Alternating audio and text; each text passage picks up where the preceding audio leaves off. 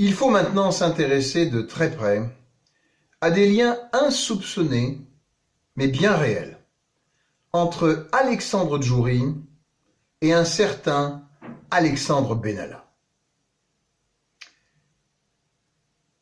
Il faut savoir d'abord qu'Alexandre Benalla nourrit une fascination pour Alexandre Djouri. D'extraction populaire comme lui, et ayant fréquenté les arcanes de la République comme lui. Les deux hommes évoluent clairement dans la même sphère politico-affairiste. D'ailleurs, depuis son éviction à l'Élysée, Benalla s'illustre par sa proximité avec le même milieu des marchands d'armes sur le continent africain. France Info du 27 décembre 2018. Les deux hommes se sont rencontrés à plusieurs reprises, c'est certain, à Paris, mais aussi à Londres, où Benalla vit avec sa famille. Les deux hommes auraient au départ été mis en relation par un certain Lucas P., proche d'Alexandre Djouri, dont la mère partage des bureaux en Suisse avec Alexandre Djouri. Et fiché S, accessoirement, pour ses connexions avec Aboubacar H., un marchand d'armes nigérien.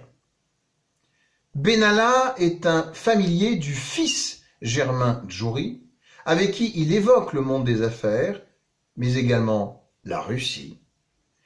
Une relation qui agace beaucoup l'Élysée, selon Alexandre Benalla lui-même, BFM du 18 mars 2018, tout comme l'Élysée est agacé par sa reconversion dans la diplomatie privée en Afrique. Selon Le Monde, cette reconversion a été impulsée par les journalistes Charles Villeneuve, qui reconnaît connaître Djouri depuis 40 ans, et Jean-Pierre Elkabbach, tous deux présentés comme les mentors d'Alexandre Benalla. Tel est le report du 27 décembre 2018. Charles Villeneuve a ostensiblement trimballé d'ailleurs Benalla au restaurant du CAC 40, le Stresa, lieu de passage des stars, ou à l'avenue même, cantine de l'ancien patron du renseignement intérieur, je vous le donne en mille, Bernard Squarcini. Libération du 25 juillet 2018. Un exemple qui en dit long à présent.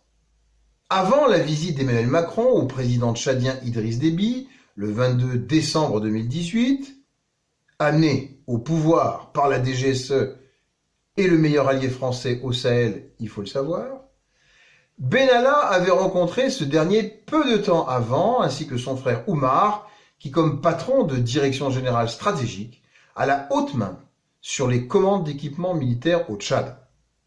Or, l'Élysée a accordé, peu de monde le sait, un prêt de 40 millions d'euros et un don de 10 millions pour que le régime puisse payer le salaire des fonctionnaires.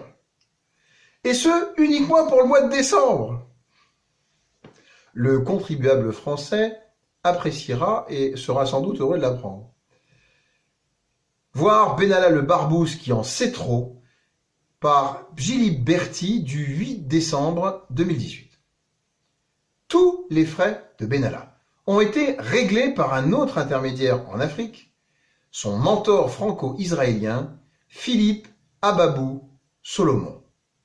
C'est lui qui a formé Benalla, c'est également un proche de Bernard Tapie, de l'ancien patron d'Elf Loïc Lefranc-Prigent, du président centrafricain François Bozizé, et puis Solomon, c'est toujours le conseiller spécial de l'ancien président sud-africain Jacob Zuma. Il loue d'ailleurs ses services au ministère des Affaires étrangères et de la Défense du Qatar, accessoirement. Solomon reconnaît bien volontiers avoir rencontré Alexandre Djouri, selon l'Express du 29 décembre 2018, et Benalla, avec Solomon, se déplacent souvent ensemble, comme en Turquie, en Israël, au Cameroun ou en octobre 2018, sans visa, au Congo-Brazzaville, pays pétrolier d'Afrique centrale, dirigé depuis plus de 30 ans par un autocrate, ami de la France, Denis Sassou Nguesso. Franc-maçon comme Benalla, franc-maçon comme Alain Bauer. Le président congolais s'est dit qu'il serait peut-être utile pour faire passer des messages à Emmanuel Macron, de recourir à cet intermédiaire fort intéressant, Alexandre Benalla. Si l'Élysée jure qu'il n'a plus aucun contact avec Benalla, celui-ci se refuse à en dire davantage. Le Monde du 27 décembre 2018 et Libération du 2 octobre 2018. Or, en privé, Alexandre Djouri s'est récemment vanté d'avoir co-organisé les visites en décembre 2017 du président français Emmanuel Macron à Alger et Doha. Le Monde du 10 janvier 2018.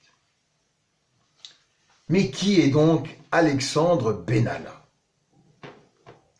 Rappelons qu'il a tout de même été condamné pour violence volontaire en réunion, port d'armes prohibé et usage de passeport diplomatique le 5 novembre 2021, à 3 ans de prison dont 1 an ferme, accompagné d'une interdiction d'exercer dans la fonction publique pendant 5 ans.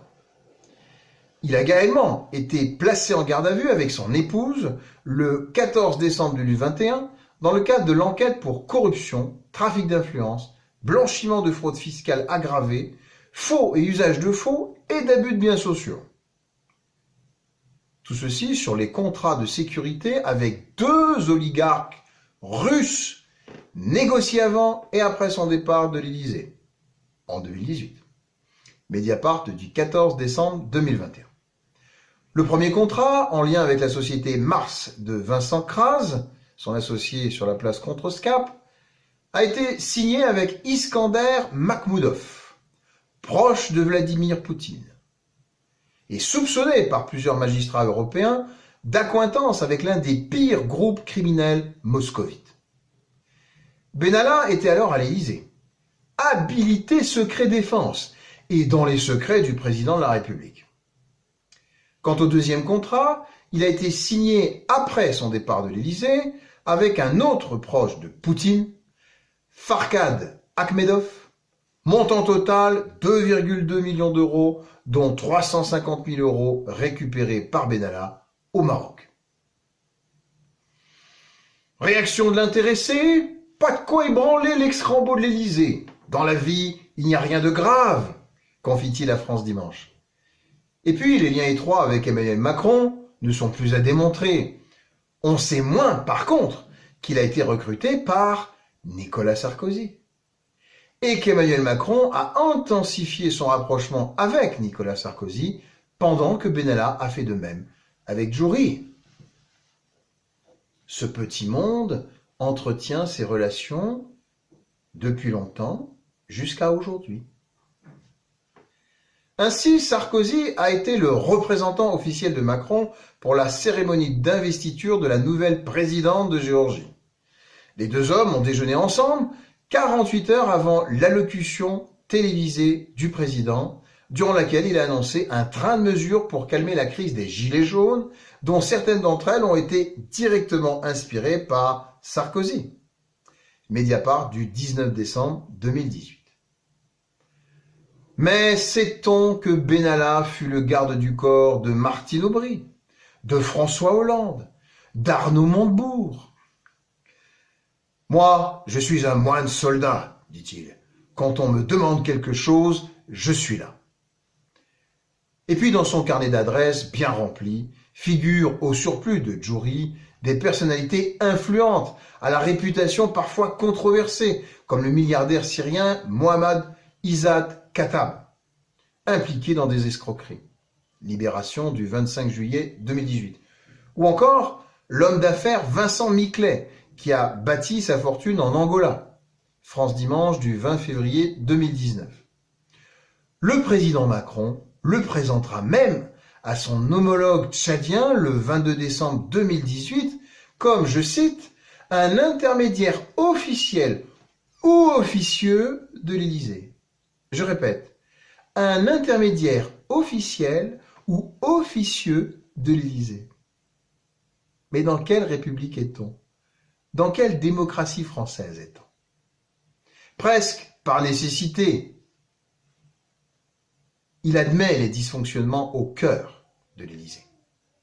L'info du jour du 5 novembre 2021, notamment des barbouzes au cœur de la République. Oui, l'affaire Benalla a en effet marqué à l'époque le début de la chute vertigineuse d'Emmanuel Macron dans les sondages, ce que personne dans son équipe ne souhaite évidemment voir se reproduire en pleine campagne présidentielle actuelle. Eh bien, après ces quelques révélations, nous verrons bien.